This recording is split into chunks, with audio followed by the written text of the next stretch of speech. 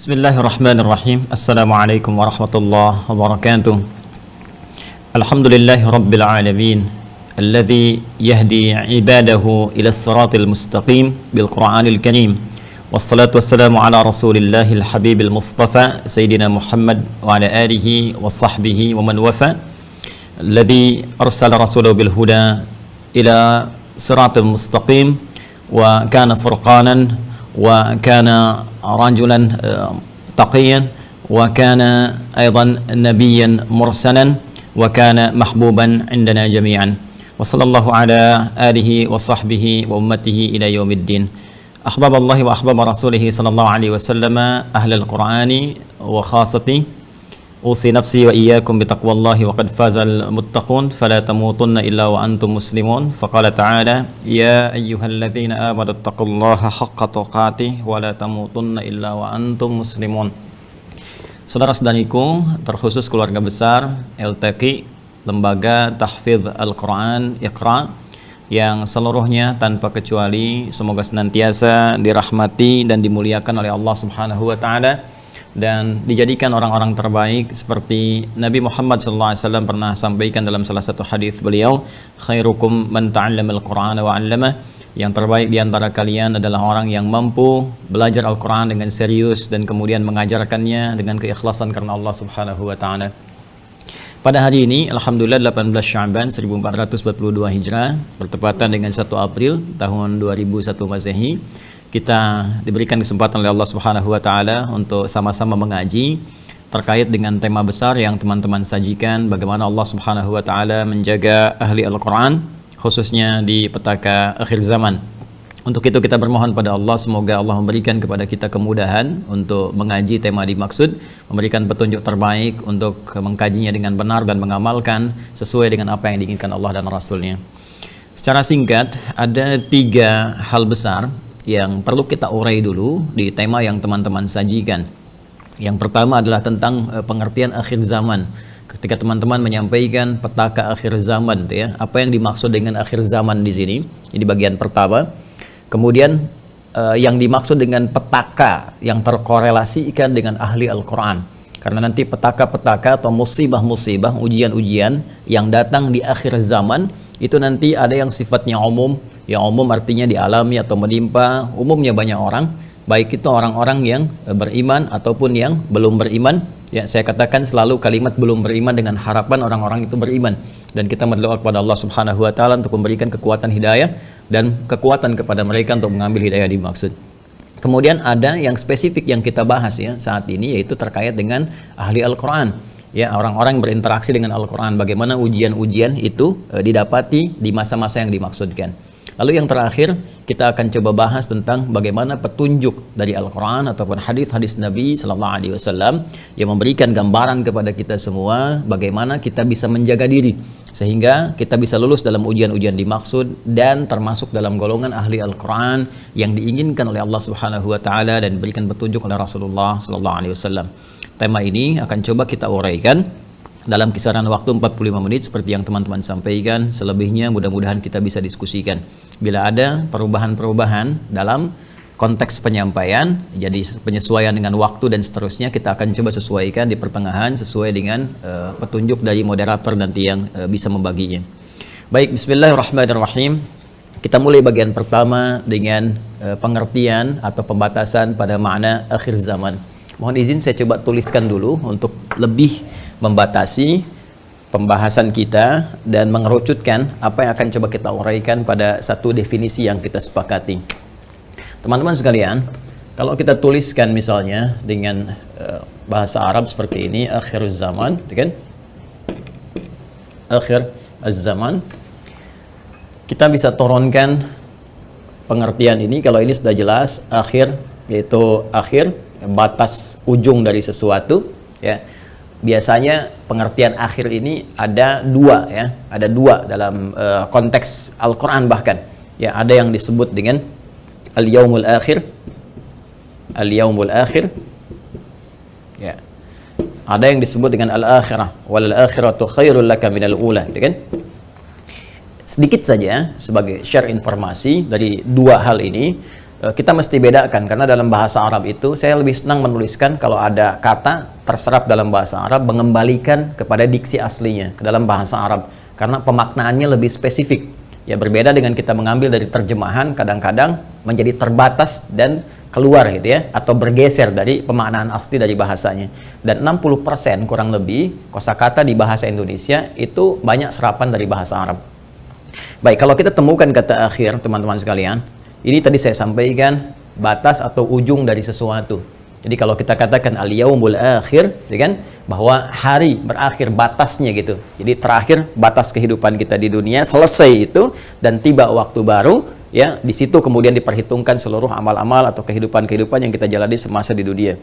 Tapi kalau kita bicara konteksnya menggunakan ta, ya, ta di ujungnya, maka ini menunjukkan batas yang sudah ujung dan nggak ada setelah itu ya sesuatu yang baru lagi. Ya, saya ambil contoh begini misalnya. Di samping saya ini ada tembok nih, teman-teman. Kan? Nah, ini kalau kita batasi seperti ini dan setelahnya masih ada lagi, ya, setelahnya masih ada lagi, itu kita bisa katakan di akhir. Ya, hadza akhiru haddi. Ini akhir batas saya gitu kan. Walakinna hadza hijab wa ba'dahu fi fushah misalnya. Tapi ini cuma hijab saja, setelahnya ada ruang yang lain. Nah, itu saya bisa katakan akhir. Ya, tapi kalau kita katakan akhirah, maka ini ujungnya, ya, akhirnya nih. Setelah ini nggak ada lagi. Ya, makanya ketika Allah berbicara tentang kehidupan itu menggunakannya kata akhirah. Ya, kata akhirah. Walal akhiratu khairul laka minal ula. Dan kehidupan di akhirat nanti maksudnya apa? Di akhirat itu setelah itu nggak ada masa lagi. Ya, nggak ada kehidupan lagi setelah itu, nggak ada fase lagi. Ini betul-betul yang terakhir. Jadi saya sering katakan kalau di dunia ini ya kehidupan kita berakhir, kita katakan ini akhir kehidupan si fulan misalnya. Ini sepertinya akhir kehidupan saya. Kita katakan akhir, bukan akhirat. Nggak ada orang mengatakan ini akhirat kehidupan dia. Kenapa kita katakan akhir? Karena setelah itu ada fase lagi. Ya, fase di alam barzakh, fase kemudian di yaumil di mahsyar dan seterusnya. Sampai ujungnya adalah pusat kehidupan kita yang tidak ada fase lagi setelah itu. Itu penentuan. Jadi kalau di fase ini kita dapatkan rahmat Allah, kemudian masuk ke surga, maka bahagia selamanya. Bahagia saja. Nggak ada lagi setelah itu kehidupan yang lain. Ya, tapi kalau nastapa, maka nastapa saja. Berbeda ketika kita katakan di dunia berakhir, maka kalaupun saat ini keadaan kita biasa-biasa atau ada bahkan yang dipandang fakir gitu kan, kehidupan ini berakhir, kalau punya bekal seterusnya lebih baik, maka keadaannya bisa berubah.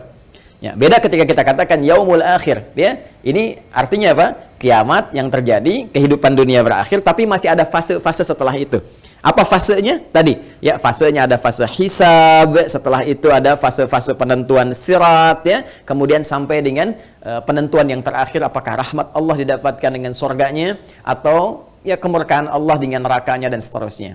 Karena itu, saya ingin katakan ketika teman-teman memilih atau menetapkan kata petaka akhir zaman, ini memberikan nanti gambaran bagaimana pemaknaannya zaman dipahami berakhir, ya, atau di penghujung akhir-akhir masa yang akan berganti pada periode baru. Itu yang saya maksudkan. Ya.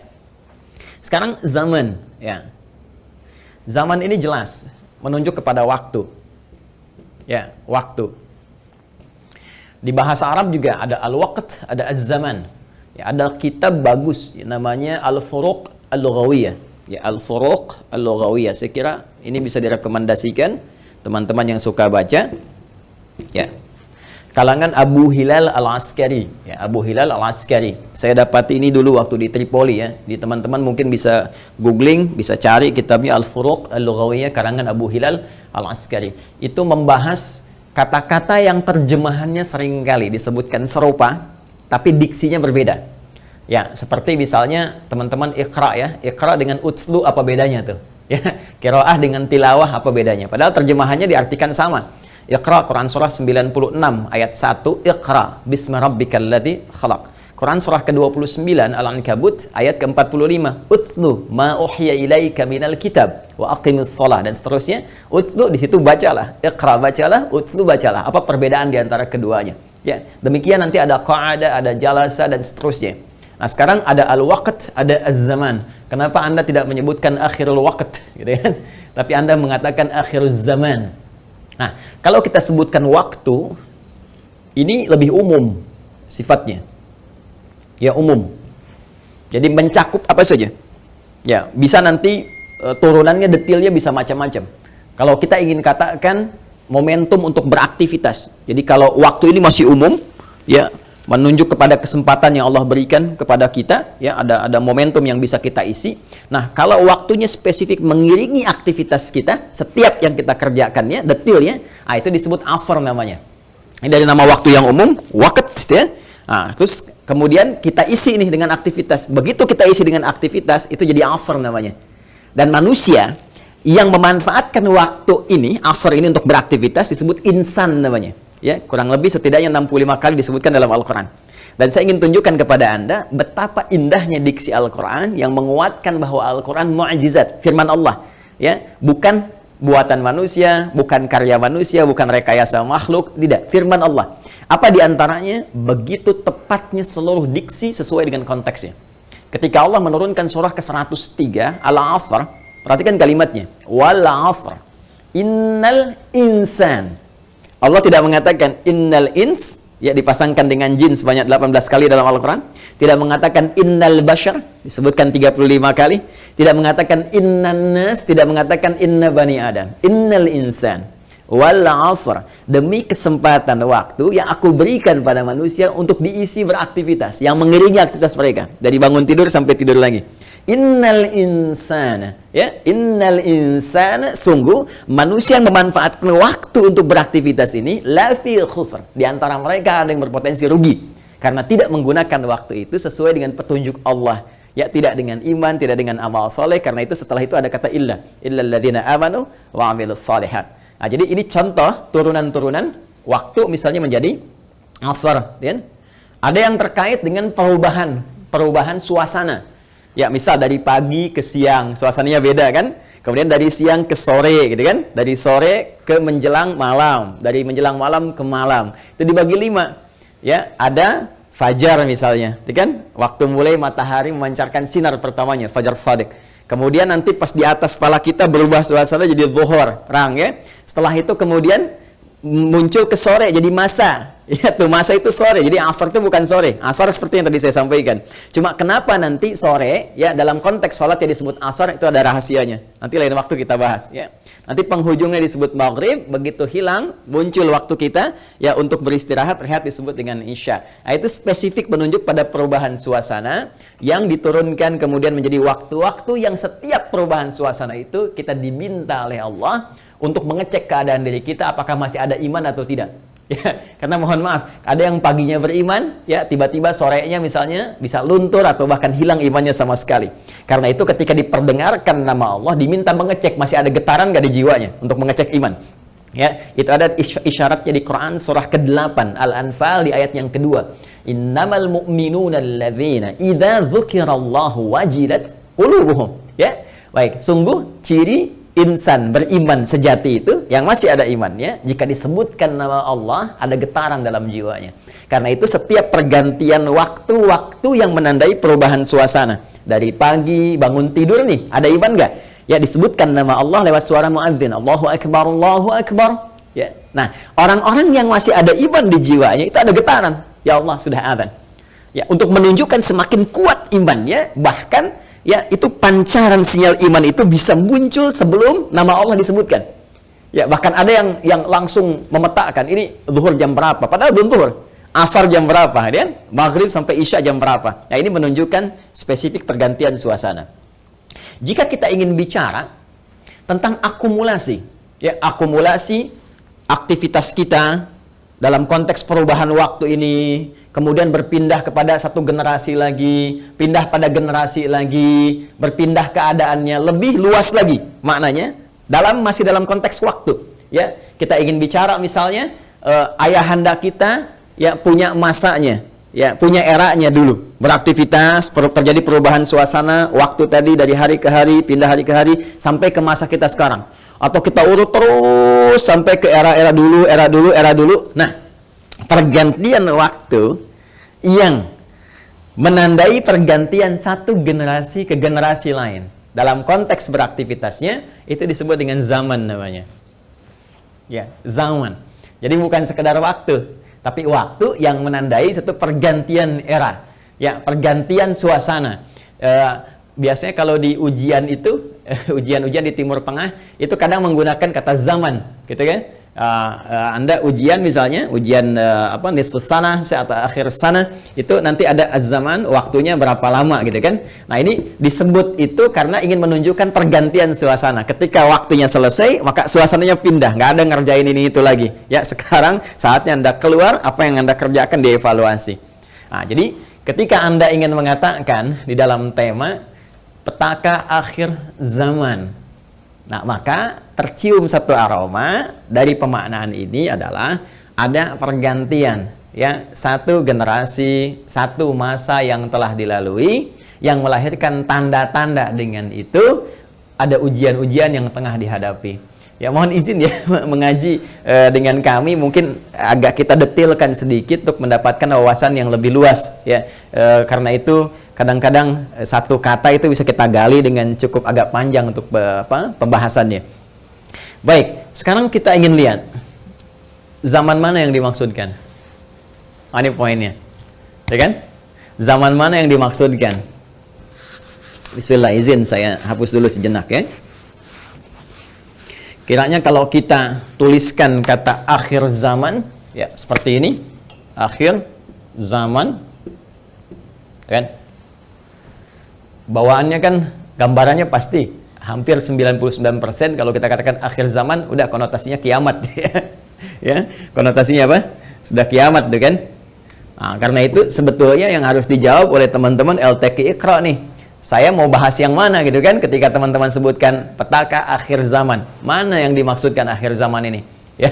Apakah zamannya misalnya Nabi Isa kah, Nabi Musa kah, atau kemudian ditarik sampai ke Nabi Adam kah, atau kita batasi dalam konteks Nabi Muhammad SAW dan umatnya. Nah, saya berhusnudzan karena kita ini dalam konteks pembahasan ahli Al-Quran, dan Al-Quran hanya diturunkan pada Nabi Muhammad SAW, sekalipun sekali lagi, nama umum bagi semua wahyu itu memiliki nama yang sama. Ya, cuma detailnya berbeda karena setiap umatnya tidak serupa karakteristiknya. Catat kalimat itu ya. Nah, nama umumnya disebut dengan Hudan. Ini Hudan. Jadi semua nabi yang pernah bertugas di bumi, baik nabi itu tetap menjadi nabi ataupun menjadi rasul, itu mendapatkan Hudan. Ya, Hudan, satu bentuk pedoman, petunjuk langsung dari Allah untuk menjalani kehidupan di bumi dengan misi tertentu, visi tertentu, dan perlindungan Allah Subhanahu wa taala terjaminannya. Nabi Adam pun saat pertama kali diturunkan ke muka bumi, begitu turun jadi nabi, ya kan? Begitu turun jadi nabi. Innallaha astafa Adam. Quran surah ke-3 Ali Imran di ayat ke-33, kan? Innallaha astafa Adam wa Nuha wa ala Ibrahim wa ala Imran 'alal 'alamin. Nah, ketika turun ke muka bumi ini, teman-teman bisa cek di Quran surah kedua Al-Baqarah di ayat ke-38. Ya, Allah langsung mengatakan, "Qul nahbitu minha jami'a fa imma ya'tiyannakum minni hudan." Ya, faman tabi'a hudaya fala khaufun 'alaihim wa la hum yahzanun. Jadi ketika Nabi Adam turun ke bumi, sudah Allah berikan petunjuk kehidupan. Ini loh, begini. Cuma karena beliau pada saat itu belum ada umat, karena masih ada Adam dengan Hawa saja, maka tidak menjadi rasul. Ya, karena tidak berdakwah kepada umat, hanya kalangan terbatas saja. Nah, berganti ke generasi berikutnya, zaman tadi berubah kan? Zaman Nabi Adam, kemudian selesai, turun era baru. Nah, era pergantian zaman ini, ingat, di dalam turunan nanti, khazanah keislaman ditandai dengan munculnya rasul. Awas, hati-hati ya. Jadi kalau sudah ada satu rasul yang ditugaskan oleh Allah di bumi, nah ini menandakan zaman mulai berubah. Berganti maksudnya, ya, zaman berganti. Jadi ini pengertian zaman dalam konteks keislaman. Jadi kalau kita ingin katakan misalnya zaman Nabi Adam, ya, beliau bertugas kan. Kemudian setelah itu periode beliau selesai, berganti, ya, turun rasul pertama kali bertugas di bumi, Nabi Nuh alaihissalam, ya kan? Baik, Nabi Nuh bertugas di bumi, maka era-era yang tadi itu artinya sudah ada umat baru nih. Ya, ada umat baru, generasi kan berpisah-pisah tuh. Ya, ketika Nabi Adam kemudian dengan Sayyidah Hawa yang alaihissalam kemudian menyatu kembali, turun generasi-generasi di Quran surah keempat ayat pertama, ya ayyuhan nasu taqu rabbakumul ladzi khalaqakum min nafsin wahidah, Adam, wa khalaqa minha zawjaha, ya kan? Hawa, wa batta minhuma rijalan katsiran wa nisa. Dari keduanya kemudian berketurunan. Ya, keturunan ini menyebar berinteraksi secara sosial. Ya, nama manusia yang berinteraksi secara sosial disebut dengan nas. Nas, setidaknya disebutkan kurang lebih 241 kali dalam Al-Quran. Nah, ketika Allah mengatakan nas ini berinteraksi, menyebar luas, beda-beda tempat, di Quran surah ke-49. Ya, Al-Hujurat ayat 13. Ya ayyuhan nas, inna khalaqnakum min dzakarin wa untha, wa ja'alnakum syu'uban wa qabail lita'arafu. Jadi menyebar. Ya, ada syu'ub, masyarakat berkomunitas, berkomunal, ya dari mulai RT, RW sampai beda negara, sampai beda benua. Wa qabail, kabilah, sukunya juga bisa beda-beda. Di Indonesia aja ada berapa suku, kan? Nah, itu menyebar luas. Era Nabi Adam selesai, berpindah banyak masyarakat menyebar, maka ditandai nanti ada perubahan-perubahan. Bukankah setiap ada karakteristik interaksi itu bisa berubah? Cara bicara, misalnya orang Asia ketemu Eropa, bertemu kultur baru, ya, karena lingkungan sekitarnya secara topografis, geografis mempengaruhi bagaimana bersikap, beraktivitas. Ketika bertemu satu dengan yang lainnya, muncul karakter baru. Nah, puncaknya dari karakteristik dan interaksi itu, ada setan yang memengaruhi, bisa menjauh dari Allah, sehingga diturunkanlah kemudian utusan. Dalam bahasa Arab, bahasa Al-Quran disebut dengan Rasul, bagaimana mengarahkan mereka, mendekatkan kembali kepada Allah. Setiap ada pergantian tugas Rasul, ini menandakan zamannya berubah. Ya, zamannya berbeda. Maka zaman Nabi Nuh nanti beda misalnya dengan zamannya Nabi Ibrahim alaihissalam dalam konteks risalah. Ya, ke zamannya Nabi Musa, zamannya Nabi Isa, sampai ke Rasulullah Muhammad sallallahu alaihi wasallam. Nah, setiap ada pergantian rasul pun Allah berikan pedoman yang sesuai dengan zamannya. Sesuai dengan eranya. Ya, eranya Nabi Musa misalnya dengan Nabi Isa ada perbedaan, ya. Walaupun jedanya nggak terlalu panjang, ya sekitar 1400 tahun lah ya. Ya, ke Nabi Muhammad ke Nabi Musa alaihissalam 2000 tahun, ya Nabi Muhammad SAW ke Nabi Isa 600 tahun. Kalau dikurangi 1400 tahun, ya. Jadi dari Nabi Muhammad dari Nabi Isa ke Nabi Musa, ya. Nah, setiap pergantian ini tetap Allah turunkan hudan. Misal Nabi Musa diberikan hudan. Quran surah ke-17 misalnya, ayat kedua. Wa ataina Musal kitaba wa ja'alnahu hudan. Ya, wa ja'alnahu hudan li bani Israil. Dan kami berikan kepada Musa alaihissalam kitab, kita kenal dengan namanya Taurat, gitu kan? Nah, tapi nama umumnya apa? Nama umumnya hudan. Nabi Isa juga Injil, nama umumnya hudan. Pun demikian Al-Quranul Karim yang diwahyukan kepada Rasulullah Sayyidina Muhammad sallallahu alaihi wasallam diberi nama dengan Al-Quran, tapi nama umumnya apa? Nama umumnya tetap hudan. Karena isi dari semua pedoman hidup ini adalah petunjuk-petunjuk yang mengantarkan pada kebahagiaan yang hakiki di dua tempat, dua alam, dunia dan akhirat. Ya, baik kita singgah sekarang sampai dengan ke akhirat. Nah, kembali ke sini, kalau kita ingin katakan akhir zaman, berarti kita ingin batasi dengan konteks tadi yang setelah saya terangkan di awal. Ya, yang kita ingin terangkan, kita ingin bahas adalah tentang satu risalah, ya, di akhir zaman, yang dengan kita masukkan kata akhir ini berarti zaman itu akan selesai, kan? Dan berpindah kepada era baru. Persoalannya, ketika kita sebutkan zaman itu selesai dalam konteks kehidupan dunia kita, maka yang kita maksudkan sudah pasti adalah konteks risalah Nabi Muhammad SAW.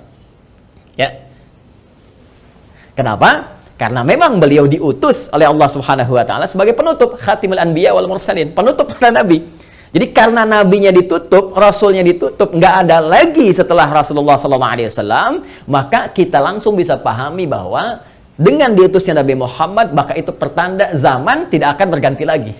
Ya, dalam konteks syariat ya, dalam konteks kehidupan dunia. Jadi setelah itu nggak akan ada umat lagi, nggak akan ada generasi lagi. Beda ketika eranya, zamannya Nabi Musa selesai, muncul Nabi Isa alaihissalam. Eranya Nabi Isa selesai, muncul Nabi Muhammad sallallahu alaihi wasallam. Tapi ketika kita mendapati informasi bahwa Rasulullah sallallahu alaihi wasallam, Sayyidina Muhammad sallallahu alaihi wasallam adalah rasul terakhir, rasul penutup, artinya dalam konteks ini tidak akan ada lagi umat generasi kemudian datang lagi. Sebab kalau ada lagi, konsekuensinya ada nabi lagi. Sedangkan Nabi mengatakan la nabiyya ba'di, nggak ada nabi lagi setelah saya. Das ya? Nah, karena kita pahami bahwa beliau rasul terakhir, nabi terakhir, otomatis semua umat di bawah bimbingan beliau adalah umat yang terakhir yang akan beraktivitas di bumi ini. Jadi kalau kita kaitkan ke kata ini, nabi diutus di akhir zaman sebagai penutup dari zaman, umatnya umat akhir zaman, ya, termasuk ustadznya ustadz akhir zaman, Jadi LTQ Iqra pun itu lembaga tahfidz Al-Quran akhir zaman. Jadi saya ingin sepakati dulu bahwa sebetulnya kalau kita bicara akhir zaman dengan diutusnya Rasulullah SAW, maka itulah sudah masuk dalam ruangnya akhir zaman itu. Ya, cuma kita belum katakan berakhirnya zaman, kita baru katakan akhir zaman. Ya, artinya apa? Kita berada di penghujung kehidupan dunia, ya, dan akan dekat ke akhir kehidupannya, artinya selesai di dunia ini, karena dengan risalah selesai, maka tinggal umat menjalani sampai batas yang Allah tentukan.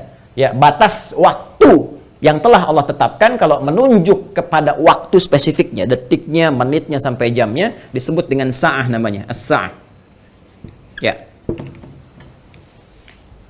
Nanti di periode ini ada kejadian-kejadian, ya, di mana segala hal bisa muncul, ya, bisa terjadi banyak hal nanti kita sebutkan, baik itu nanti huru-hara, baik itu banyak musibah, baik itu nanti selesai kehidupan, wafat, bangkit, sesuatu terjadi. Sesuatu yang banyak terjadi, bangkit dan sebagainya disebut dengan qiyamah namanya. Ya, asalnya qiyam, sifatnya ditambah ta disebut dengan qiyamah. Karena itu nanti peristiwanya disebut dengan yaumul qiyamah. Yaumul qiyamah. Ya.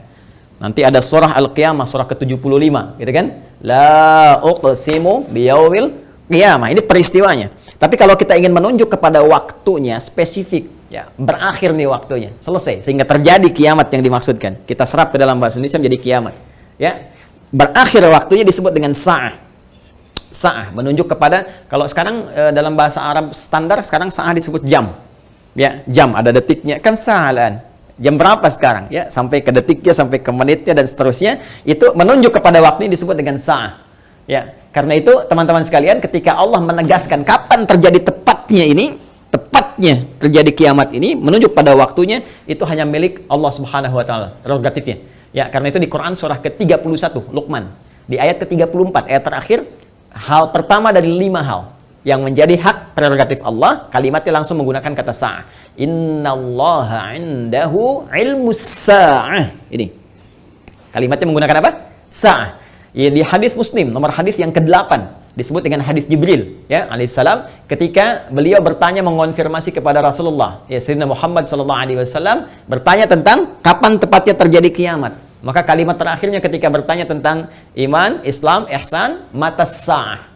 Mata sa'ah, kapan tepatnya terjadi kiamat? Nabi menjawab, mal mas'ulu anha bi'alama minas sa'il. Kenapa penting saya sebutkan ini? Nah, ada langsung firman Allah dalam Al-Quran, pembuka satu surah, di surah ke-54, Al-Qamar. Ya, Al-Qamar. Dalam pandangan Allah, Allah menyebutkan bahwa ketika Rasulullah diutus sebagai Rasul di akhir zaman, artinya zaman ini terakhir dalam kehidupan, nggak ada nanti umat yang baru lagi, nggak ada Rasul diutus lagi dan sebagainya.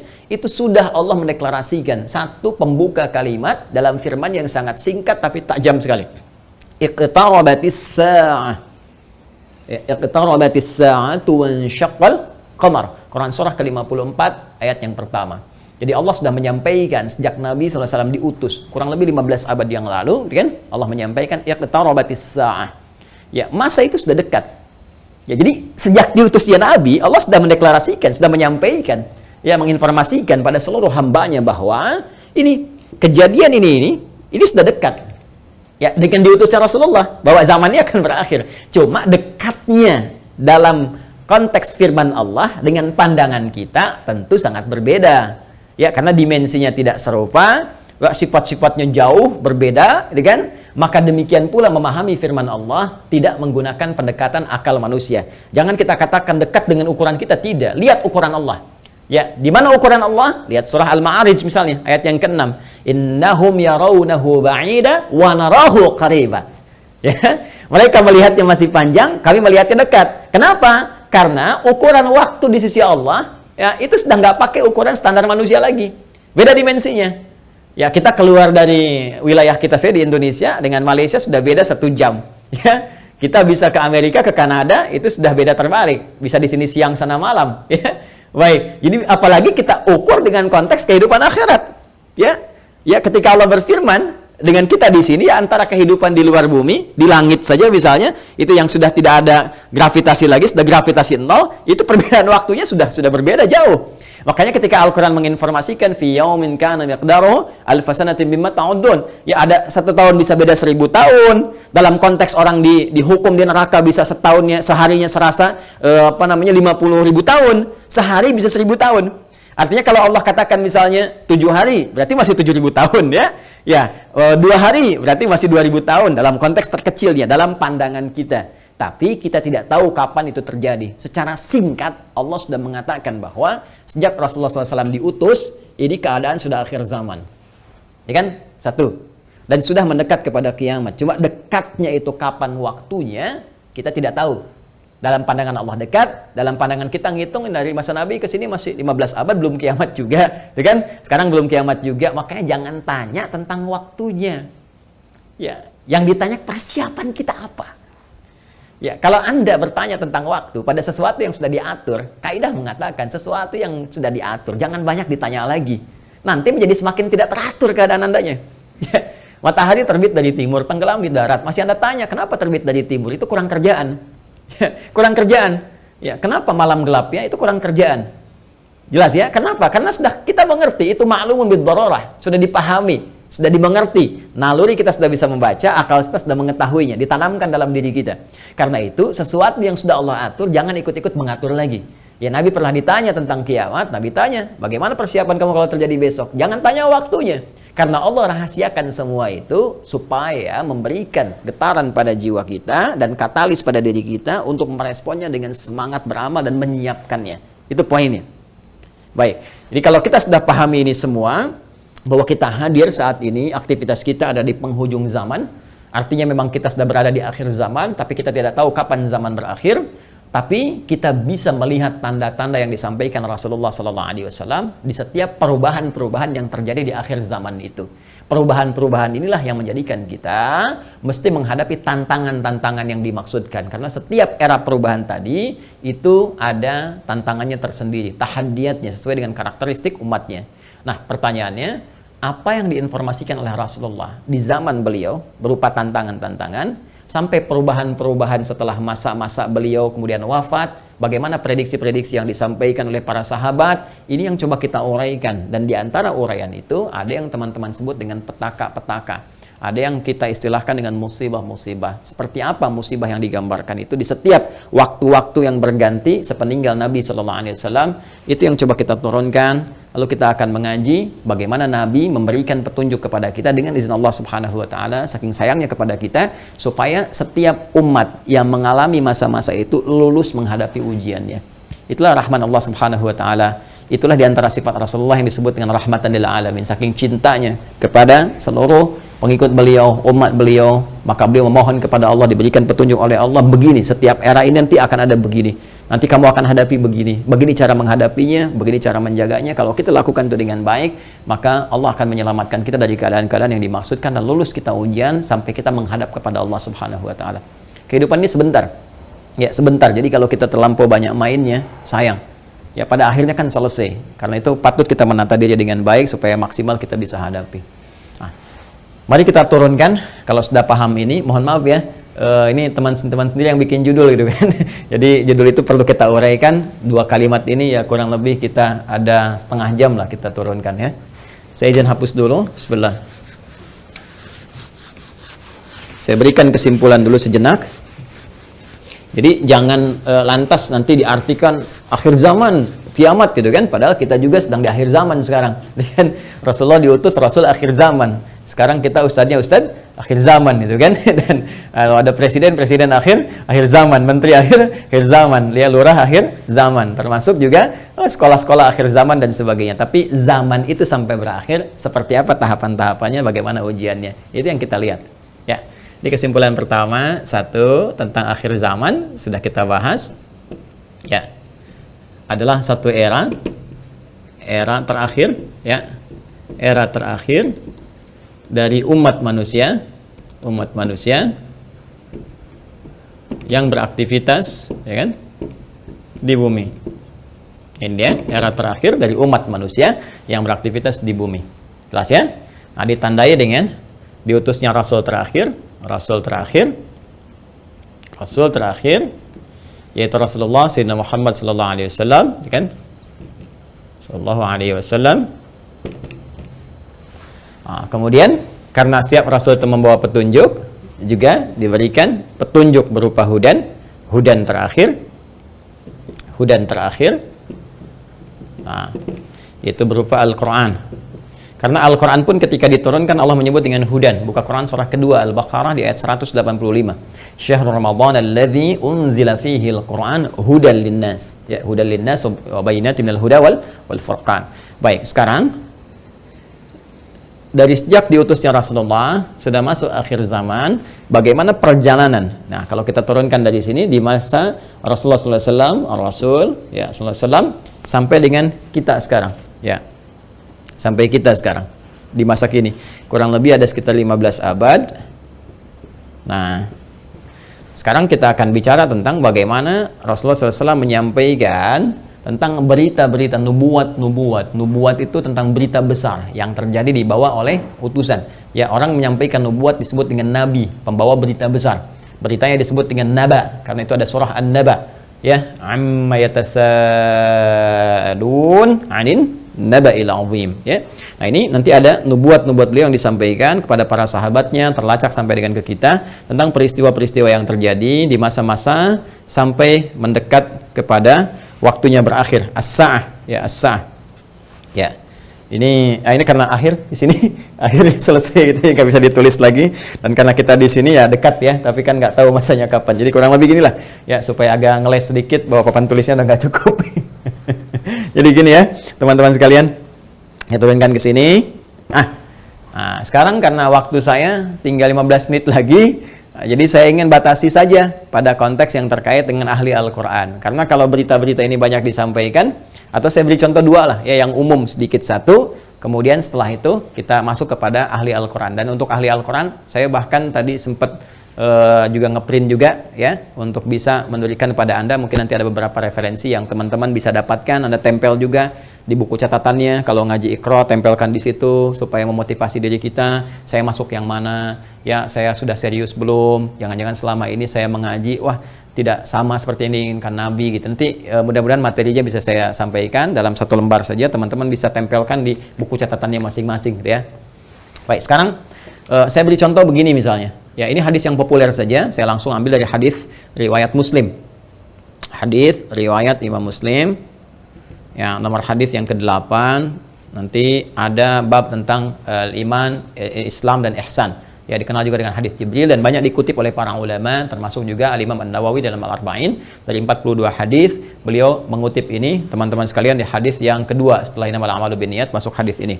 Ya, an Abi Hafsin Umar bin Khattab radhiyallahu taala anhu, qala bainama nahnu julusun 'inda Rasulillah sallallahu alaihi wasallam, ittala 'alaina rajulun shadidu bayadith thiyabi, shadidus sawadis sa'ari, la yura 'alaihi atharus safari. Nah, kemudian setelah itu dia datang kepada Nabi sallallahu alaihi wasallam, fajalasa ila Nabi sallallahu alaihi wasallam, fasnada rukbatayhi wa wada'a kaffayhi ala fakhidhihi, faqala ya Muhammadun akhbirni anil Islam, dijawab oleh Nabi, akhbirni anil iman, dijawab oleh Nabi, akhbirni anil ihsan, dijawab oleh Nabi, terakhir kemudian mata sa'ah. Ya, bertanya tentang tanda-tanda as-sa'ah. Kapan ini ya terjadi tepatnya kiamat? Nabi menjawab, mal mas'ulu anha bi'alami min sa'il. Ya, tidaklah yang ditanya lebih tahu daripada siapa yang bertanya. Ya, tidaklah yang ditanya lebih tahu daripada yang bertanya. Jadi yang ditanya Rasulullah SAW ini kan Jibril, dekat dengan Allah. Allah Subhanahu Wa Taala berikan wahyu lewat Jibril sampaikan kepada Rasulullah. Tentunya ya malaikat Jibril lebih tahu dibandingkan dengan saya. Ya, ini juga pertanda ada dua hal. Pertama, pertanda ujian yang disampaikan malaikat kepada Nabi Muhammad supaya tidak mengarang sesuatu di luar apa yang Allah wahyukan kepadanya. Dan ini membenarkan risalah Nabi Muhammad SAW. Yang kedua juga salah satu pertanda bagaimana ta'zimnya, ya, kagumnya malaikat Jibril pada Nabi Muhammad karena merasa Rasulullah lebih dekat dengan Allah Subhanahu Wa Taala. Bagaimana dipuji dalam Al-Quran, wa innaka la'ala khuluqin 'azim, dijamin surga sebelum wafatnya, inna a'tainakal kautsar. Ya, tentu ada pertanyaan dari malaikat, nih hamba luar biasa disayang Allah, dan hamba manusia yang sudah pada tingkat tersayang dari Allah itu melebihi malaikat. Karena itu ketika Adam alaihissalam ya diuji oleh Allah, diminta, ditanya ini apa, ya, Al-Baqarah di ayat yang ke-31 itu, wa 'allama Adam al-asma'a kullaha, dan seterusnya sampai ayat 33, maka malaikat kan diminta sujud hormat. Di ayat 34-nya, wa idz qulna lil malaikati isjudu li Adam fasajadu, kan? Maka mereka diminta sujud hormat kepada Adam alaihissalam. Apalagi Nabi Muhammad sallallahu alaihi wasallam dengan segala puncak ketakwaan dan kedekatannya kepada Allah, maka mengkonfirmasi malaikat karena melihat bagaimana kedekatan Rasulullah dengan Allah Subhanahu wa taala. Tapi tetap Nabi dengan tawadhu mengatakan, mal mas'ulu anha bi'alam minas sa'il. Ya, kemudian bertanya an amaratiha, maka akhbirni ya an amaratiha, maka sampaikan kepadaku, ya informasikan, maksudnya kepada malaikat Jibril ini supaya didengar oleh sahabat-sahabat yang lain dan disampaikan kemudian kepada generasi setelahnya sampai dengan ke kita. Ya, apa tanda-tandanya? Nah, ini tanda-tanda umum, teman-teman sekalian, yang mencakup kehidupan secara umum, baik itu dialami oleh ahli Quran ataupun bukan ahli Al-Quran. Jadi, ada masa-masa kehidupan dari sejak zaman Rasulullah nanti terus yang akan mendekat kepada as-sa'ah, berakhirnya kehidupan. Apa diantaranya? Ini banyak hadisnya ya. Ini saya baru ambil salah satu gitu kan. Salah satu. Maka dikatakan misalnya antali dalam turabbataha. Bagaimana seorang pembantu melahirkan tuannya. Ya, di sini para ulama ada yang memahami sesuatu dunia menjadi terbalik. Ya, suatu dunia menjadi terbalik. Kalau kita lihat tekstual kan nggak mungkin. Oh, pembantu kok lahiran tuan, kan? Nggak mungkin. Tapi ada yang mengartikan banyak hal. Ya, keadaan menjadi terbalik. Ya. Misalnya, mohon maaf ya, kan biasanya tuan yang mengatur pembantu, sekarang pembantu ngatur tuan. Ya, jadi nanti ditafsir dengan hadis-hadis lain, ketika yang benar disalahkan, yang salah dibenarkan. Kemudian pembantu melahirkan tuan, ada yang mengartikan dengan perzinahan, ya selingkuh antara pembantu dengan tuan, dengan majikannya dan sebagainya, atau majikan memanfaatkan tuan dan sebagainya. Ya, ada kalimat-kalimat seperti itu. Wa antaral khufata wa alata. Ya, kemudian Anda bisa melihat kata Nabi sallallahu alaihi wasallam bagaimana pada masa itu orang-orang Baduy yang ya dari jauh dari pedesaan tiba-tiba mendapatkan sesuatu yang luar biasa sampai ya tatawaluna fil bunyan, lomba mendirikan bangunan. Ya, ini ada yang memahami bahwa orang yang biasanya mengembala kambing, artinya orang-orang yang desa dari jauh dari apa yang tidak terbiasa dengan hal-hal yang mewah, tiba-tiba sibuk dengan kemewahan-kemewahan. Ya, kemudian nanti ditafsir di hadis lain, orang-orang berlomba-lomba dalam urusan dunia, sampai orang-orang desa pun ada ikut-ikutan, ya, pengen terlibat dalam konteks dunia dan sebagainya, yang biasanya mereka hidup dalam keadaan-keadaan yang serba sederhana dan sebagainya. Jadi situasi-situasi ini situasi umum. Ya, nanti ada hadis terkait dengan banyak menyebar penyakit-penyakit yang menular, yang jarang ada obatnya dan sebagainya. Ini masih persoalan-persoalan umum yang dengan umum ini dialami oleh semua orang. Artinya mau ahli Quran, bukan ahli Quran, ya akan mengalami peristiwa ini. Ya, saat kebenaran mulai tertukar, saat macam-macam dan seterusnya lah. Ya, tapi alhamdulillah kita nanti masih dilindungi dengan hadirnya hadis-hadis lain. Ya, masih ada ulama-ulama. Walaupun nanti mesti hati-hati ketika ulama banyak yang diwafatkan Allah Subhanahu Wa Taala. Sekarang kurang lebih sudah di atas 400 dari situasi pandemi saya di Indonesia saja. Itu bukan yang kaleng-kaleng, itu ulama-ulama yang memang ahli pesantren, ahli dzikir, ahli ilmu dan sebagainya. Mesti hati-hati juga. Ya, alhamdulillah kita masih ada orang-orang yang istighfar, bangun di malam hari, orang-orang yang mendekat kepada Allah, orang-orang yang taubat, masih kita dilindungi oleh Allah. Ya, jadi keadaan-keadaan ini, tapi petunjuk-petunjuk ke arah ini sudah mulai terasa. Artinya Nabi menyampaikan setelah kehidupan beliau akan dialami masa-masa ini. Ya, jadi masa-masa ini sudah terjadi fitnah kubra dari masa tabi'in, ya, dari masa sahabat akhir-akhir ke tabi'in. Setelah itu kan ada juga peristiwa-peristiwa ini. Sampai juga di kita sekarang pun kita rasakan peristiwa itu. Tapi jangan disimpulkan berarti besok kiamat. Jumat lagi gitu ya. Nah, jangan-jangan ngambil kesimpulan gitu juga. Ada variabel-variabel lain yang harus kita pahami, tapi kita mesti waspada. Ini berupa fitnah. Ini yang saya maksudkan. Ini ujiannya. Ujiannya. Ingat nanti ya, ada fitnah, ada musibah, ada bala, ada ibtala, itu beda-beda. Ya, itu beda-beda. Nah, ingin saya katakan bahwa ini ujian kita di sini. Ini ujian kita. Karena ini ujian kita mesti lulus, teman-teman sekalian. Nah, sekarang jangan langsung kita pahami ini kiamat besok ini, tidak. Nabi ingin mengatakan di masa depan ada tantangan-tantangan tuh akan begini. Dan ini kalau tantangan-tantangan ini nggak bisa dihadapi, sudah ini akan menjadi variabel yang mempercepat terjadinya kiamat. Artinya cepat menuju ke arah ini. Ya. Kalau orang udah nggak bisa dikendalikan, nggak ada orang jujur semua, orang semua berperilaku maksiat, orang semua berperilaku fahsya, mungkar dan sebagainya, ini mempercepat. Tapi kalau kita bisa lulus ujian-ujian ini, minimal rahmat Allah kita dapatkan. Nah, sekarang persoalannya, apa sih yang spesifik akan dialami ahli Al-Quran? Karena teman-teman kan di LTQ ya, Lembaga Tahfidz Al-Quran. Jadi harus tahu tantangan apa yang kita hadapi, termasuk di era kita sekarang. Nah, saya mau bacakan langsung, ini keterangan yang nanti bahkan oleh salah satu sahabat yang menjadi pakar Al-Quran yang diakui oleh Rasulullah SAW. Ya, nanti diantara ada beberapa sahabat yang kita bisa lihat. Ya, saya bacakan misalnya. Ini kita lihat dari At-Tabrani dalam Mu'jam Al-Kabir nomor hadis 3111. Ya, ini saya tuliskan. Bismillahirrahmanirrahim. Ya, qala Rasulullah sallallahu alaihi wasallam, "Innakum qad asbahtum fi zamanin katsirin fuqaha'uh, ya qalilin khutaba'uh, katsirin mu'tahu, qalilin su'aluh, al-'amalu fihi khairun minal 'ilm." Ya, wa sayati ay min ba'dikum zamanun qalilun fuqaha'uh, katsirun khutaba'uh, katsirun su'aluh, qalilun mu'tahu, al-'ilmu fihi khairun minal 'amal. Allahu akbar. Ya. Ya, Nabi SAW menyampaikan, innakum qad asbahtum fi zamanin katsirin fuqaha'u. Kalian ini saat ini, kata Nabi, saat ini masih di era Nabi, yang saya tadi buat garisnya. Ya, masih di era Nabi, kata Rasulullah SAW, kalian ini sekarang berada di satu era yang banyak sekali pakar-pakarnya, fuqaha'u, yang paham-pahamnya. Jadi zaman Nabi itu kalau orang ngaji Al-Quran, itu Masya Allah, sampai ke pemaknaan. Jadi mereka tidak mengejar berapa banyak yang dihafalkan, kan? Keindahan bacaan, kemerduan, tidak, lebih kepada motivasinya bagaimana mengamalkan Al-Qur'annya. Sehingga karena ingin mengamalkan harus paham. Ya, paham mengerti disebut dengan fiqih. Orangnya disebut dengan faqih, jamaahnya disebut dengan fuqaha.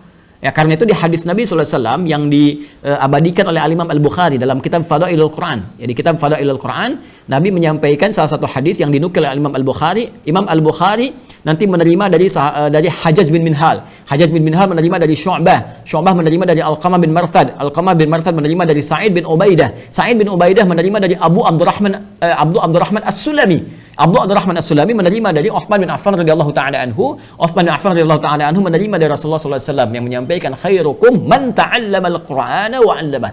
Yang terbaik di antara kalian yang mau serius belajar, pelajari Al-Qur'an, pahami Al-Qur'an, kemudian mengamalkannya. Ya, bisa mengajarkan, mengamalkan pada diri sendiri. Dan Abu Abdurrahman As-Sulami yang menerima dari Uthman bin Affan radhiyallahu taala anhu mengatakan, ya, di lisan beliau, akhadhtul Qur'ana an qaumin.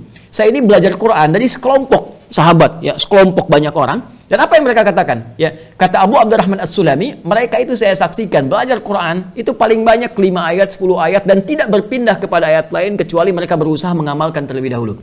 Nah, ini situasi yang disaksikan, ya, oleh Abu Abdurrahman As-Sulami yang beliau eranya hidup bersama para sahabat, ya, artinya tidak bertemu Nabi tapi ke para sahabat dan sahabat ngaji ke Nabi. Jadi persaksian yang disampaikan oleh Nabi sallallahu alaihi wasallam disaksikan sahabat sampai ke Abu Abdurrahman As-Sulami. Mohon izin saya konfirmasi ke moderator sejenak, saya sampai 11.45, sekarang 11.30. Apakah saya selesaikan dulu atau kita masuk diskusi?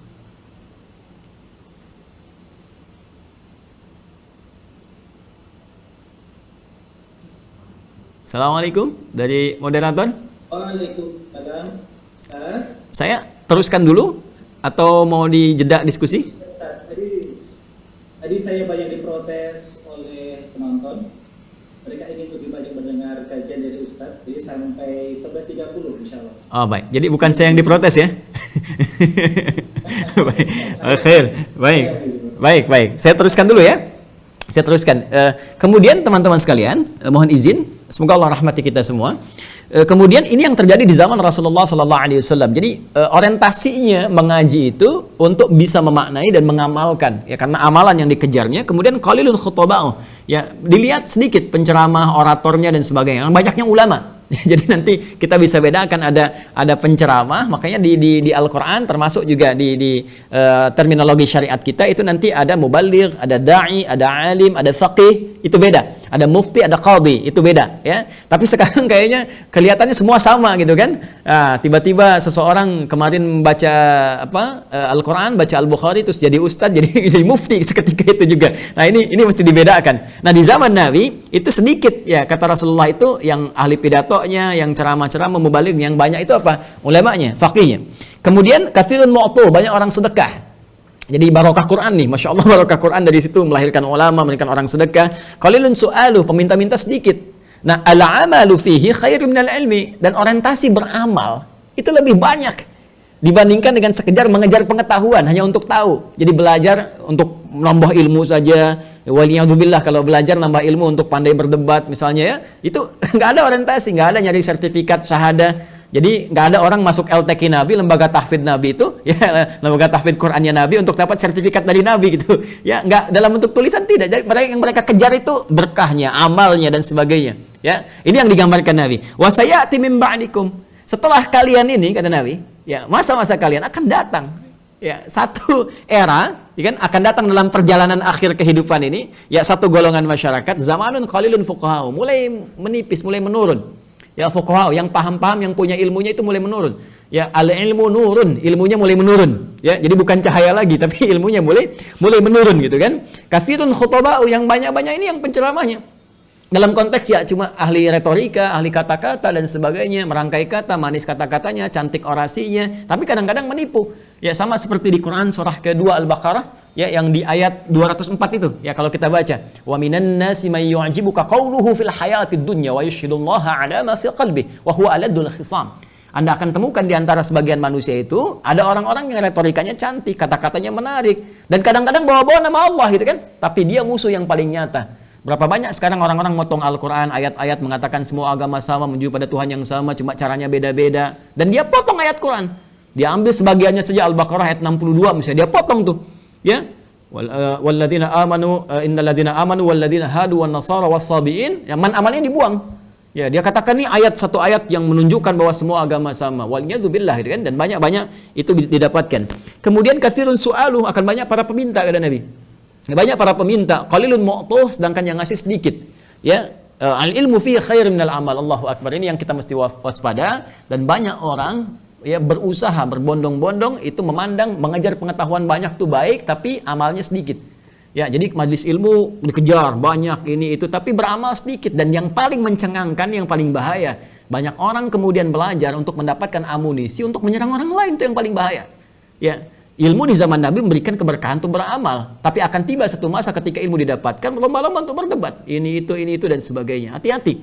Nah, apa kaitan dengan Al-Quran diantaranya? Nah, ini ada hadis ini teman-teman sekalian dinyatakan dhaif oleh Imam Zainuddin Al-Iraqi, yaitu ada di Tahrijul Ihya halaman 14, ya dhaif oleh Imam Zainuddin Al-Iraqi dari sisi sanad.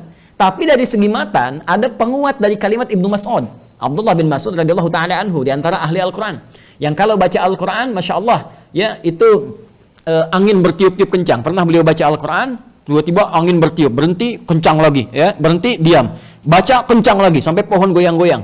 Ya, sampai kemudian beliau khawatir, diadukan pada Rasulullah. Ya, ketika diadukan, kata Nabi SAW, tahukah engkau itu malaikat senang dengan suaramu, saking indahnya, saking bagusnya, gitu kan? Malaikat banyak turun. Kalau engkau tadi nggak berhenti, niscaya hancur tempat sekelilingmu. Makanya Ibnu Mas'ud di muka bumi cuma satu. Bayangkan kalau satu LTQ 3.000 orang seperti Ibnu Mas'ud semua, hancur tuh bangunan LTQ-nya. Jadi ada sesuatu yang lain yang kita mesti lihat. Tapi ini menunjukkan keutamaan Abdullah bin Mas'ud, Abu Abdurrahman Abdullah bin Mas'ud radhiyallahu taala anhu. Apa kata beliau? Innaka fi zamanin katsirin fuqaha'u qalilun qurra'u tuhfadhu fihi hududul Qur'ani wa tudayya'u hurufuhu qalilun man yas'alu katsirun man yu'ti. Yutiluna fihi shalah wa yuqassiruna al-khutbata. Ya, kemudian yubadduna a'malahum qabla ahwa'ihim. Ini kaitan dengan Al-Qur'an. Karena Abdullah bin Mas'ud ini ahli Al-Quran, sama seperti Mu'adz bin Jabal, Ibnu Abbas radhiyallahu taala anhuma, ya, Ali bin Abi Thalib karamallahu wajhah, sama, ya, itu satu kelompok nih, ahli Al-Quran di era Nabi sallallahu alaihi wasallam. Kata Abdullah bin Mas'ud radhiyallahu taala anhu, innaka fi zamanin katsirun fuqaha'u. Ya, sekarang ini kamu di era beliau ini, ya, kamu sedang ada di satu masa, ini mengutip kalimat Nabi sallallahu alaihi wasallam, banyak pakarnya, fuqahanya banyak, qalilun qurra'uh. Nah, yang konsentrasi ke Qur'annya sedikit. Jadi faqih dengan qurra itu berbeda. Kalau qurra itu lebih kepada keindahan, ya, kemerduan suara, ya, bacaan-bacaan. Kalau kita sekarang mungkin qiraah mujawwadah, ya, bacaan-bacaan yang indahnya, atau yang qiraah tartil pun lebih kepada lagu. Jadi ngejar lagunya ini, mohon izin nanti teman-teman lebih paham, ya. Saya juga sering tekankan kepada para musyrif ataupun peserta STUAH di sekolah terbuka usahakan Al-Quran hafal, karena ada sebagian yang ngejar lagu, pengen ngikuti si fulan, ngikutin sepulan, sehingga hukum-hukum ditabrak gitu kan. Nah, di zaman-zaman Rasulullah SAW, di zaman-zaman sahabat-sahabat mulia, itu dikatakan, nah, kebanyakan pada masa itu tuhfadhu fihi hududul Qur'ani, yang mereka jaga itu hukum-hukum Al-Quran. Jadi kalau bacaannya yang penting benar. Ya, mereka nggak lihat dulu ini langgamnya bagaimana, ini lagunya bagus nggak, tidak. Ya, mereka akan kejar karena Quran ini menarik. Nanti kalau satu masa kita share di persoalan tentang rahasia tajwid, itu bagaimana kalau orang benar membaca Qurannya dengan tajwid, itu keluarlah irama tersendiri. Bahkan setiap orang, ini mukjizat Al-Quran, setiap orang A dengan B, itu iramanya bisa beda.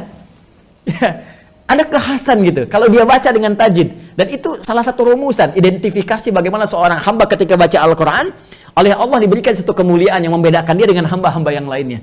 Ya, jadi indah lah. Makanya tajwid itu didefinisikan oleh ulama. Misal ada kitab tipis tapi bagus ya. Hidayatul Mustafid fi ilmi tajwid. At-tajwidu lughatan al-ityanu bil jayyidi wa istilahan ilmun yurafu biha qaum mustaqim lis sifati wal mududi wa ghairi dzalika kat tarqiqi wa tafkhim wa nahwihima ma ghayatu ilmi tajwid wa ghayatu bulughun nihayati fi itqani lafzil qur'ani alamat tuluqiyyah min al-hadrati nabawiyyah as-sahiyyati wa qila ghayatu husunul lisani anil khata'i fi kitabillah ta'ala. Ya, membaca, mendatangkan hukum-hukum dengan benar sesuai dengan talaqi yang tersambung pada Rasulullah SAW, menjaga lisannya dari kesalahan-kesalahan. Itu yang terjaga di masa Nabi SAW. Di konsentrasinya bukan karena lagunya, bukan karena ini lagunya si fulan, lagunya Syekh fulan, tidak, tapi lebih kepada hukumnya ketika terjaga, maka keluarlah kalimat-kalimat indah yang dibacakan, kemudian meresap ke dalam jiwa. Wa tudayya'u hurufuhu, ya, sedangkan tudayya'u hurufuhu tadi yang terkait dengan lagu dan sebagainya itu banyak diabaikan walaupun banyak yang bagus-bagus. Qalilun man yas'alu, sedikit peminta, katsirun man yu'ti, banyak orang bersedekah, yutiluna fihi shalah. Adapun dalam Jumat khususnya mereka memperpanjang salatnya, wa yuqassiruna al-khutbata, sedangkan khutbahnya singkat khutbahnya, salatnya panjang untuk bisa mendapatkan keberkahan dari bacaan Al-Quran, panjang ayat yang dibaca. Kemudian yubadduna a'malahum qabla ahwaihim, ya mereka mendahulukan amal mereka, amalnya banyak sebelum syahwat-syahwat mereka. Ya, jadi amal yang dimaksudkan amalan-amalan dari Al-Quran. Jadi apa yang mereka baca, mereka pelajari, cepat mereka amalkan. Ya, dibandingkan keinginan-keinginan lain itu ya. Nanti kita akan lihat. Wasayati, nah ini bagian penutupnya di gambaran tantangan kita sebelum nanti kita tutup dengan akhirnya bagaimana kita menjaga diri kita supaya lolos dari ujian-ujian ini. Wasayati 'alan nasi zamanun, dan akan datang pada kehidupan manusia satu masa. Ingat, nas kalau disebutkan berarti sifat kehidupan sosial, interaksi sosialnya. Qalilun fuqaha'u, para ahli faqihnya sedikit, katsirun qurra'uh. Banyaklah orang ahli Quran yang konsentrasi hanya kepada bacaan khususnya di lagu-lagunya saja.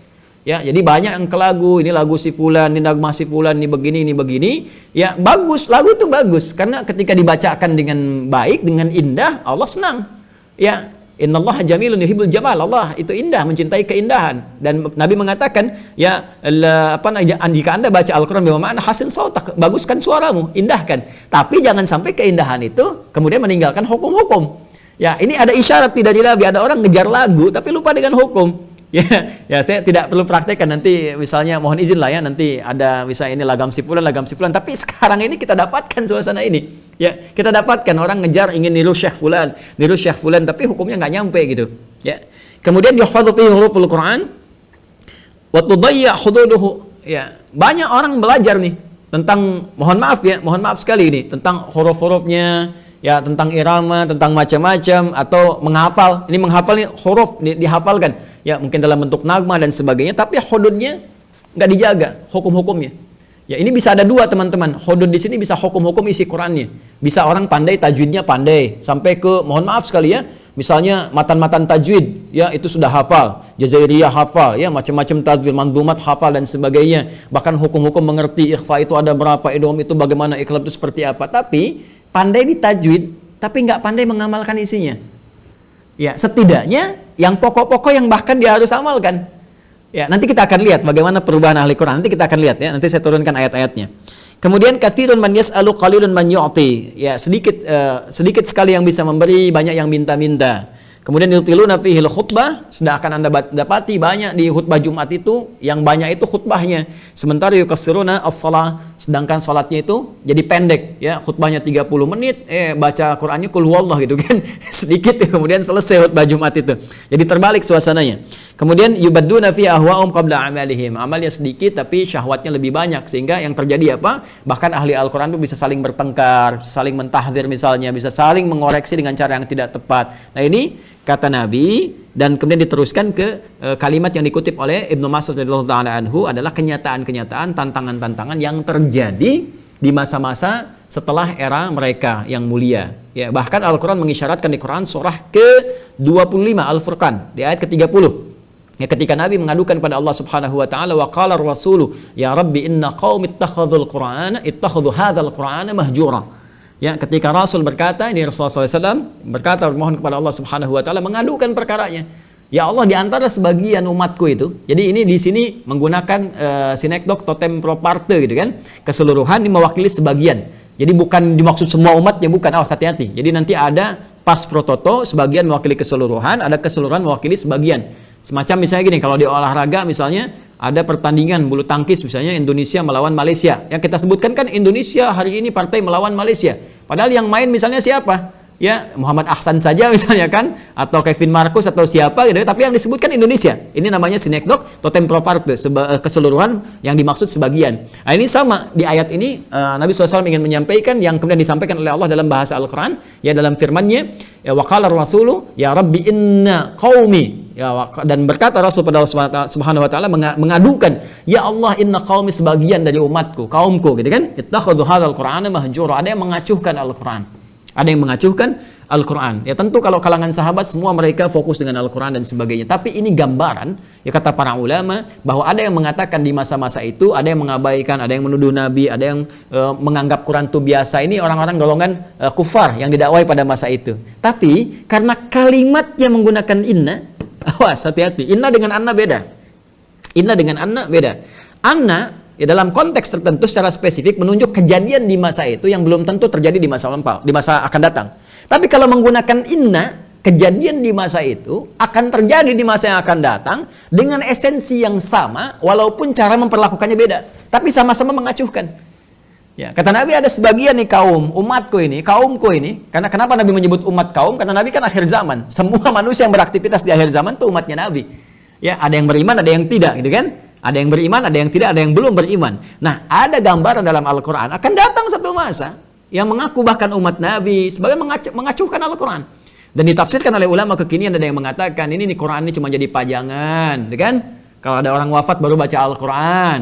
Kalau ada tamu baru kemudian dicari, atau cuma jadi hiasan-hiasan, muncul banyak ornamen mushaf. Ya mushaf begini, mushaf begitu, mushaf pegangan, bahkan ada mushaf-mushaf yang saya langsung kritik. Ada mushaf seperti tas belanja gitu kan, yang cara pegangnya seperti tas belanja dan sebagainya. Jadi ini ada sesuatu yang beda sehingga jadi hiasan saja. Sedangkan jangankan mengamalkan, baca pun bisa menjadi jarang. Baca pun bisa bermasalah. Nah sekarang pertanyaan terbesarnya, apakah musibah ini, tantangan-tantangan ini sudah kita rasakan? Ada di masa kita? Hah? Ada yang malas saat sedang jadwalnya LTQ, gitu kan? Ada yang cuma ngejar misalnya ke LTQ itu ngejar syahadah saja. Ada yang cuma sekedar pengen ya dia baca saya juga baca. Itu mahjura. Dalam konteks yang tertentu ya. Atau ada yang bahkan spesifik disebutkan di sini.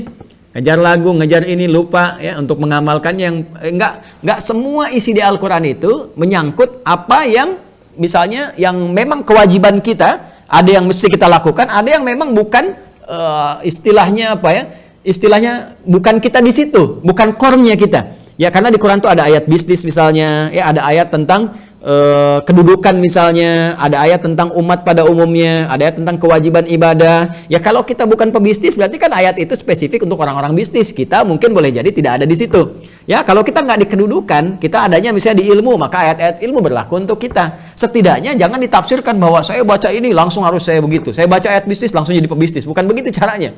Ya, maksudnya ada kaitan dengan hudud, hukum-hukum yang umum sifatnya tentang ibadah, sholat, tentang maksiat tinggalkan. Betapa banyak orang baca Al-Quran masih senang kemudian berselisih, padahal dia tahu di Quran jangan berselisih, la yaskhar qaumun min qaum, jangan gibah, jangan bikin hoax, jangan gosip. Dia tahu ayatnya la yaktaba'dukum ba'du, tapi dia masih begitu juga, padahal hafal dia, itu maksudnya. Ya, nah ada nggak sekarang hal semacam itu? Kalau kita katakan ada, ujiannya ada, kita mesti lulus, itu tantangan kita. Jangan sampai masuk bagian dari itu. Kalau kita nggak lulus, petaka. Itu yang Anda tuliskan, petaka akhir zaman, khususnya bagi ahli Al-Quran. Ya, bagaimana kita menjaga diri supaya terbebas dari itu semua? Maka kita harus kembalikan kepada Al-Quran dan hadis-hadis Nabi SAW yang menjaga kita supaya kita terbebas dari semua itu dan lulus dalam ujian itu. Mendoakan orang-orang supaya lulus juga dan mendakwahi mereka supaya bisa lulus dalam ujian yang dimaksudkan. Jangan sampai kita temukan ahli-ahli Quran yang disebutkan seperti yang tadi. Nah, teman-teman sekalian, secara cepat karena waktunya ini hampir selesai. Saya punya kurang lebih 10 menit lagi, saya sempurnakan dulu ya. Mudah-mudahan nanti ada 5 menit yang bisa tersisa dan semoga tidak terlalu cepat dalam menyampaikannya.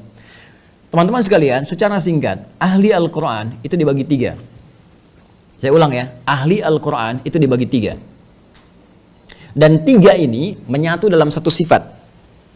Ya, menyatu dalam satu sifat. Sifatnya adalah, ahli Quran adalah orang-orang yang berinteraksi dengan Al-Quran sesuai dengan apa yang Allah dan Rasulnya tunjukkan. Orang-orang yang berinteraksi dengan Al-Quran sesuai dengan apa yang Allah dan Rasulnya tunjukkan. Itu secara singkatnya. Ya, secara singkatnya. Nah, orang-orang yang berinteraksi dengan Al-Quran ini terbagi 3 bagian. Jadi ahli Al-Quran bisa dibagi 3. Ya, awas ya, sehingga jangan spesifik memahami ahli Al-Quran mengasosiasikan pada satu golongan saja, tidak. Satu, ada ahli Al-Quran yang berinteraksinya di tahap pertama dalam bentuk bacaan, qiraah. Orangnya disebut dengan qari, jamaknya disebut dengan qura'. Ya, qura'. Dan dia beramal di situ. Ya, amalnya di situ. Jadi dia mengamalkan nanti ilmu bacaannya, ya, jadi dia belajar untuk membaca. Siapa qari ini? Ya, bacaannya disebut dengan qiraah, ya, yaitu orang-orang yang belajar Al-Qur'an dengan hukum-hukumnya. Bukan sengaja baca. Ya, karena ketika Nabi SAW memberikan gambaran membaca Al-Qur'an, ya, belajar tahap pertama membaca, itu gambarannya teman-teman sekalian menggunakan kata qiraah dan harus spesifik kita memahami setiap hurufnya. Dalam arti memahami hukum cara bacanya, jangan keliru. Saya ambil contoh begini. Di hadis riwayat At-Tirmidzi nomor hadis 1910 misalnya, ya, Nabi SAW pernah menyampaikan bermakna qala Rasulullah SAW, man qara'a harfan min kitabillah falahu asyru hasanat. Hadisnya sahih. Ya, siapa yang membaca satu huruf saja dari kitabullah, ya, maka dia mendapatkan balasan 10 kebaikan. Nah, umumnya orang memahami bahwa ini baca Quran ini satu hurufnya ini satu pahala gitu. Ngelihat ke sisi pahalanya. Dia tidak melihat bahwa Nabi pun mengajarkan berpahala 10 itu kalau baca setiap hurufnya benar. Ya, karena qiraah itu membaca dengan benar.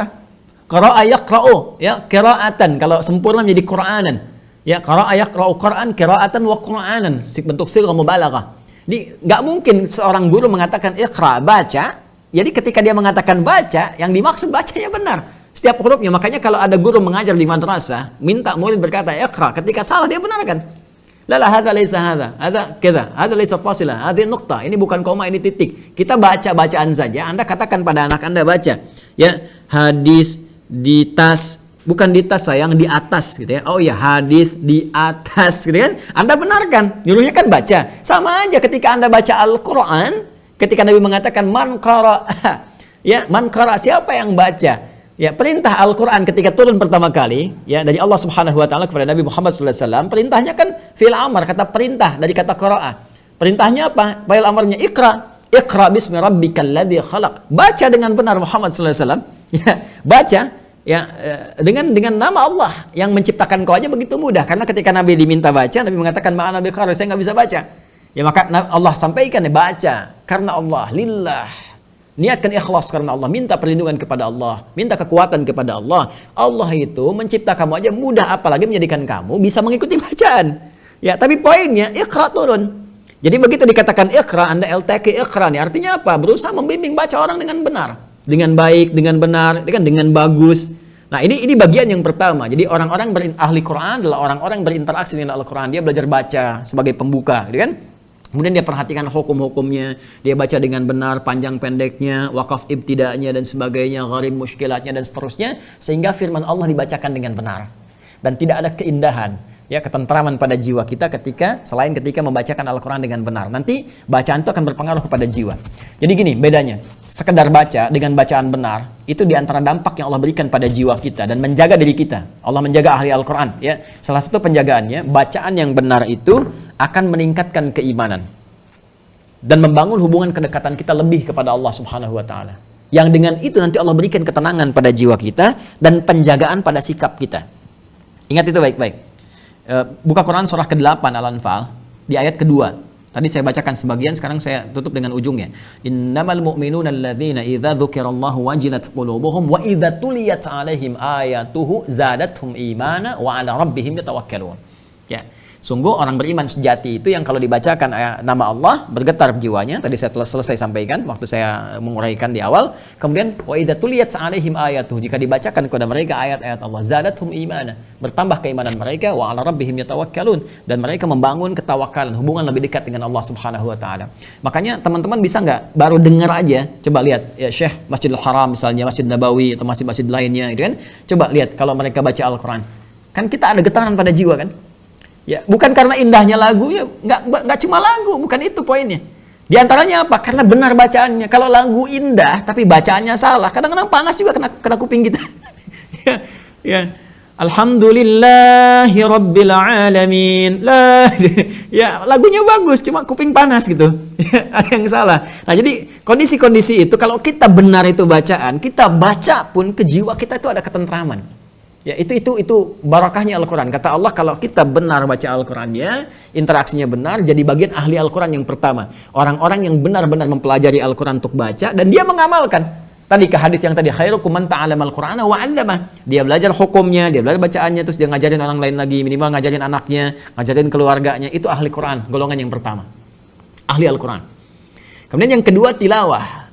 Ahli Al-Quran adalah orang golongan kedua yang mengkaji kandungan makna Al-Quran dan mengamalkannya. Ya, jadi dia belajar seperti yang pertama. Level pertama dia selesai baca, dia mencoba naik level ke yang kedua.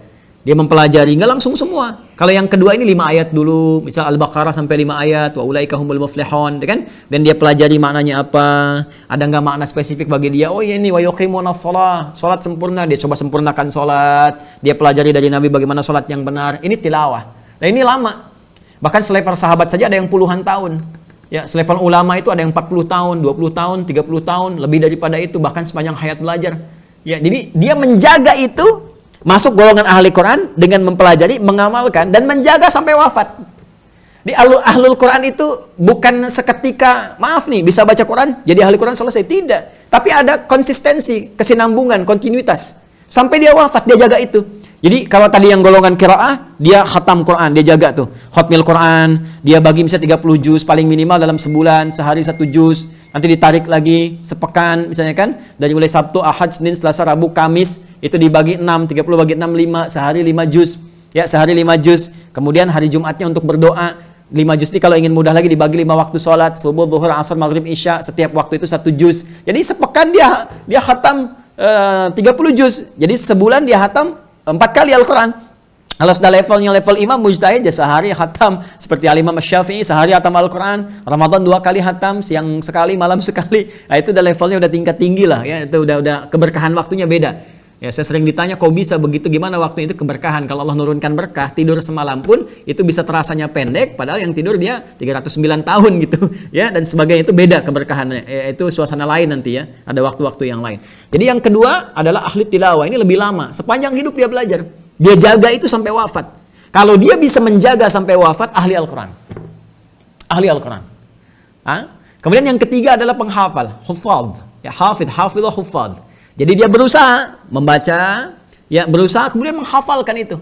Dia hafalkan, dan Masya Allah pahalanya melimpah banyak sekali dan keutamaannya banyak. Ini nanti teman-teman ya, ada hadis-hadis spesifik antara pembaca, kemudian pengamal, penelaah. Penelaah itu hadisnya spesifik. Ya, Allah Subhanahu Wa Taala akan menurunkan 4 hal kepadanya. Ya, pertama sakinah, ketenangan pada jiwa orang yang mentilawah Al-Quran. Wa hafathumul malaikah, kemudian malaikat itu di samping-samping dia tuh. Ya, berkerumun kepadanya, mendoakan dan seterusnya, gitu kan? Di anzalahu alaihimus sakinah, diberikan ketenangan kepada jiwanya. Wa hafathumul malaikah, kemudian dilindungi, ya. Kemudian malaikat berkumpul, kemudian mereka dinaungi oleh rahmat. Ya, rahmat Allah Subhanahu Wa Taala. Rahmat itu maknanya banyak. Bisa pengabulan doa. Jadi kalau mereka berdoa langsung diijabah. Bisa kalau pengampunan. Jadi kalau mereka istighfar langsung diampuni. Dan terakhir wa dzakarahumullahu fi man indah. Dipuji-puji Allah. Jadi orang yang senang menelaah Al-Quran itu senang ngaji tafsir, senang ikut kajian-kajian, memahami Al-Quran, mengamalkan. Itu langsung dipuji Allah seketika di lingkungan makhluk yang ada sekitarnya. Malaikat-malaikat sekeliling arsy dan sebagainya. Dipuji si fulan. Anda dipuji oleh pimpinan, senang. Kenapa nggak dipuji Allah, nggak kita kejar pujian Allah Subhanahu Wa Taala? Ulaika alaihim salawatun min rabbihim. Ya, bukan cuma saat musibah, tapi saat mendekat pada Al-Quran itu ada keberkahan. Terakhir ahli Al-Quran. Ahli Al-Quran dalam konteks menghafal. Ini banyak lagi. Ya, hafalan itu akan menjaga tubuh dia saat di alam kubur, dijaga, tidak lupuk dimakan tanah, terjaga. Bahkan banyak ahli Al-Quran saat banjir terjadi, gempa bumi terjadi, jasadnya utuh dan seterusnya. Dan puncaknya di akhirat diberikan mahkota oleh Allah dan bisa menggandeng bapak ibunya sepanjang dia beriman. Suami istrinya sampai dengan anak-anaknya, sampai keturunannya sepanjang mereka beriman kepada Allah. Ayat umumnya ada di At-Tur, Quran surah ke-52 ayat 21, walladzina amanu wattaba'athum dzurriyyatuhum biimanin alhaqna bihim dzurriyyatahum. Dan orang-orang beriman itu diikuti oleh anak cucunya semua beriman, kami akan satukan mereka di mana? Di surga satu tempat. Nah, ada di antara mereka itu amalannya ahli Quran. Ya, tahu dari mana? ahli Quran ini kita bisa lihat di Quran surah ke-13 Ar-Ra'd misalnya, teman-teman sekalian. Ketika Allah menyampaikan ayat 23 sampai 24, jannatu 'adnin yadkhulunaha wa man salaha min abaihim wa azwajihim wa dhurriyyatihim wal malaikatu yadkhuluna 'alaihim min kulli bab salamun 'alaikum bima sabaratum fa ni'ma 'uqbad dar. Ya, ada orang masuk lewat surga Aden. Kemudian ketika masuk dia gandeng bapak ibunya. Dia gandeng kemudian pasangannya, dia gandeng anak cucunya di belakang mereka, Allahu Akbar. Dia jadi pemimpin keluarga besarnya. Ya, dan diketahuinya itu ahli Al-Quran. Ditafsir nanti di Quran surah 35 Fatir. Di ayat ke-33 dengan pembuka ayat yang sama. Ya, di Quran surah Ar-Ra'd tadi yang saya bacakan jannatu 'adn, di Quran surah Fatir ayat 33 jannatu 'adn juga. Jannatu 'adn yadkhulunaha. Ya yuhallawna fiha min asawir. Mereka akan masuk lewat surga Aden dihiasi dengan jubah-jubah sutra yang indah. Ya, jubah-jubah indah, gelang-gelang emas, walibasuhum fiha harir, mereka pakai pakaian sutra, kemudian gelang-gelang emas. Ya, dan yang paling menarik teman-teman, dari mana taunya itu ahli Al-Quran? Baca dari ayat sebelumnya, dari ayat 32-nya. Thumma awrathnal kitaba alladhina astafaina min ibadina, faminhum dhalimun li nafsi, wa minhum muqtasid, wa minhum sabiqun bil khairati biidznillah. Itu ahli Al-Quran. Karena diurut ke sebelumnya sampai ayat ke-29, ya, Anda akan temukan bagaimana ahli-ahli Al-Quran, mereka berniaga dengan Allah, lan tabur, tijaratan lan tabur. Jadi mereka selama hidupnya mereka gunakan untuk mengabdi dengan Al-Quran. Ya, jadi pejabat-pejabat ahli Al-Quran, jadi birokrat ahli Al-Quran, jadi pebisnis ahli Al-Quran, pengajar ahli Al-Quran, semua mereka dengan Al-Quran. Dengan Al-Quran. Ya, jadi mereka mengamalkan aktivitas itu karena Al-Quran. Ya, mereka kerja karena Al-Quran, merawat anak karena Allah perintahkan lewat Al-Quran. Jadi cintanya kepada Al-Quran itu luar biasa. Nah, ini yang menjadikan mereka ahli Al-Quran. Baik pembacanya, baik mereka pengamal menelaahnya, baik mereka kemudian menghafalnya karena cintanya dengan Al-Quran. Jangan Anda gambarkan harus 30 juz, tidak. Sepanjang hidup dia menghafal, menjaga hafalan. Mungkin ada yang meninggal saat 5 juz, saat 10 juz. Ya, saya barusan pagi tadi ada ahli Al-Quran, saya sangat luar biasa berduka. Saya kenal betul itu ya, suami istri, ini istrinya diuji oleh Allah dengan cancer. Ya, kemudian dia berjuang, itu Masya Allah, dia abadikan hidupnya mengajar. Ya, dia bukan seorang hafizah, anaknya penghafal Quran, tapi dia mencoba untuk bagaimana belajar hukum Quran. Dia ngajarin di lembaga Quran, dia mengabdi di pesantren Quran. Setiap mendengar ada pesantren Quran itu mau dibangun, dia sedekahkan, bahkan dia copot cincin di jarinya untuk bersedekah. Dan Masya Allah, dia berjuang luar biasa. Pagi ini dia meninggal. Ya, dan saya termasuk yang menjadi saksi di hadapan Allah Subhanahu wa taala, insyaallah ahli Al-Quran. Jadi Anda jangan bayangkan 3.000 peserta jadi ahli Al-Quran itu mesti jadi ustadzah dulu. Jadi ustadz dulu. Jadi 30 juz, tidak, teman-teman. Kita bisa menjadi seorang hamba Allah, menjadi ahlul Quran, ahlullahi wa khasatuh. Ya, Allah menyebut langsung lewat lisan Nabi ahlullah, ya, keluarga yang dijaga oleh Allah. Nah, kalau Anda ingin menjadi bagian dari ahli Al-Quran, maka jaga hukum-hukum Allah. Ahlullah itu menjaga hukum Allah.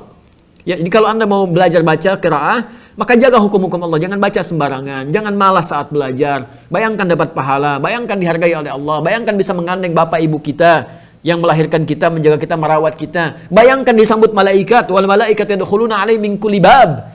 Mereka menjaga di setiap pintu surga, menyambut kita, mengatakan salamun alaikum bima sabartum. Selamat, Anda sabar saat di dunia. Anda sabar saat belajar baca.